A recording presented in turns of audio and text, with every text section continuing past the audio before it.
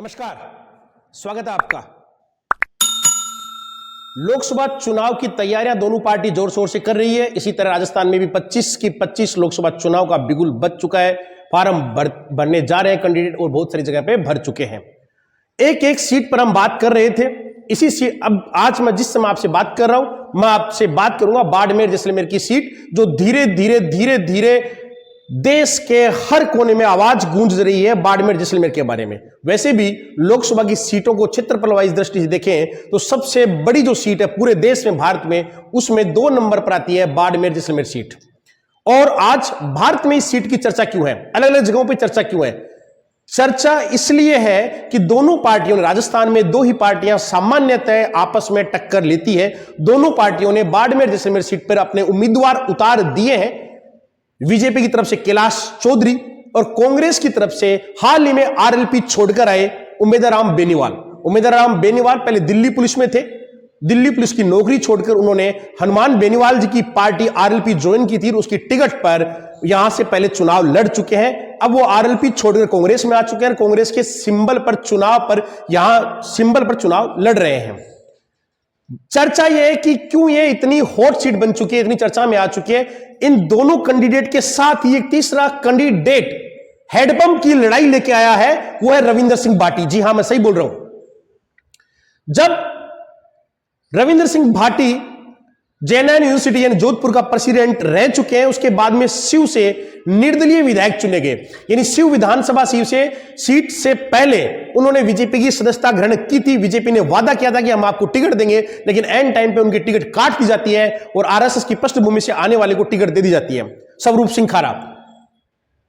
और उसके बाद होता क्या है, बोलते हैं कि जनता की आवाज पे मैं निर्दलीय चुनाव लड़ूंगा। शिव विधानसभा बहुत लंबी विधानसभा है, आमतौर पे जनसंख्या ढाणियों में निवास करती है, लेकिन उसके बावजूद भी वहां से रविंद्र सिंह भाटी जीतते हैं चुनाव। निर्दलीय है, वो जोधपुर यूनिवर्सिटी के प्रेसिडेंट के चुनाव जीते थे। निर्दलीय शिव विधानसभा जीते हैं। और अब की बार जब लोकसभा की बारी आई, उस कुछ दिनों पहले वो सरकार के पास अपनी जनता के काम करवाने के लगे। काम ही कोई बहुत बड़ा काम नहीं था। आमतौर पर जैसे बाड़मेर लोकसभा क्षेत्र में सबसे बड़ी समस्या वो पीने के पानी की समस्या है। और पीने की पानी की समस्या में उन्होंने एक जीते हुए एमएलए की हैसियत से सरकार के पास अनुशंसा की थी कि भी इन जगहों पे हैंडपंप की स्वीकृति दी जाए। जैसे कि रविंद्र सिंह भाटी के समर्थकों का कहना है कि प्रायोजित तौर पे रविंद्र सिंह भाटी के कहने से सिर्फ 2 हैंडपंप स्वीकृत हुए और सामने चुनाव लड़ने वाले बीजेपी के हारे हुए उम्मीदवार की तरफ से 18 हैंडपंप स्वीकृत हुए।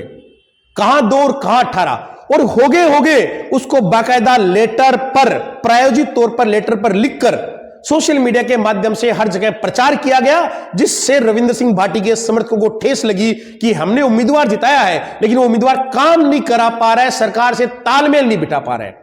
और यह बात जब मुख्यमंत्री महोदय के पास पहुंची तो आदरणीय मुख्यमंत्री महोदय ने रविंद्र सिंह भाटी को मनाने का पूरा प्रयास किया, लेकिन अंतोगत्वा रिजल्ट ही नहीं निकला।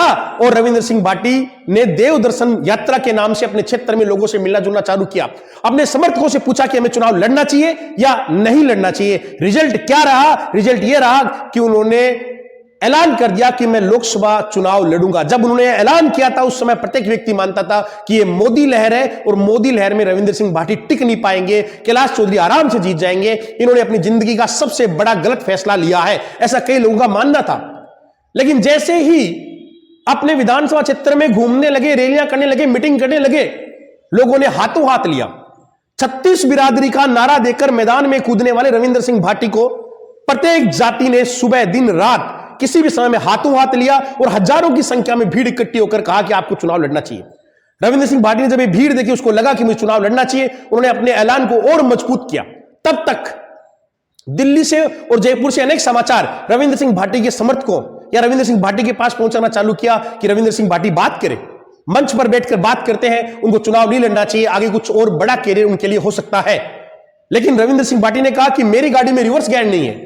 और रिजल्ट क्या रहा अभी तक का? उन्होंने जो यात्रा चालू की है, लाठा जो ये उनका परंपरागत तौर पे नारा है, लेकिन लोगों ने उन्हें, चाहे हिंदू हो चाहे मुसलमान हो चाहे किसी जाति विशेष का हो, उन सब ने हाथों हाथ लिया। और उनकी जिस तरह से उनको समर्थन मिल रहा है माफ कीजिए, जिस तरह से उनको समर्थन मिल रहा है उस हिसाब से ऐसा लग रहा है, ये मेरा पर्सनल अनुमान है, आप इसको अन्यथा ना ले, मुझे ऐसा खुद व्यक्तिगत तौर पे लग रहा है कि रविंद्र सिंह भाटी वहां से भारी बहुमत से जीतने वाले हैं।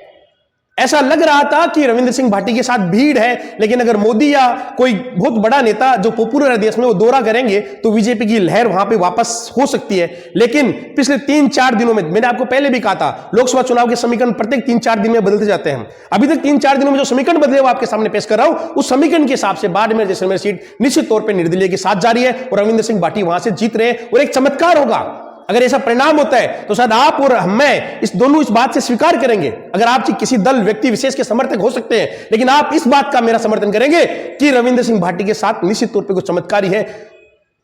जोधपुर यूनिवर्सिटी में जब आए थे निर्दलीय, टिकट मांगी थी एबीपी से, नहीं दी, निर्दलीय जीते। शिव विधानसभा से चुनाव लड़ने का मूड बनाया, टिकट मांगी भारतीय जनता पार्टी से, नहीं दिया, निर्दलीय लड़े, जीते। और लोकसभा चुनाव की जब बारी आई तब टिकट तो नहीं मांगी थी, लेकिन अपने काम कराने की एक पेश के सामने कि मुझे ये काम करवाने हैं, और टकराट की स्थिति, हेडपंप की लड़ाई यहां तक बढ़ गई, उन्होंने लोकसभा चुनाव लड़ने का ऐलान कर दिया। और आज जिस समय मैं और आप आपस में बात करें, उस समय तक रविंद्र सिंह भाटी चुनाव लड़ने के ऐलान के साथ सोशल मीडिया मैनेजमेंट हर दृष्टि से कूद चुके हैं और चुनाव लगभग लोग मान रहे हैं कि निकाल लेंगे। धन्यवाद।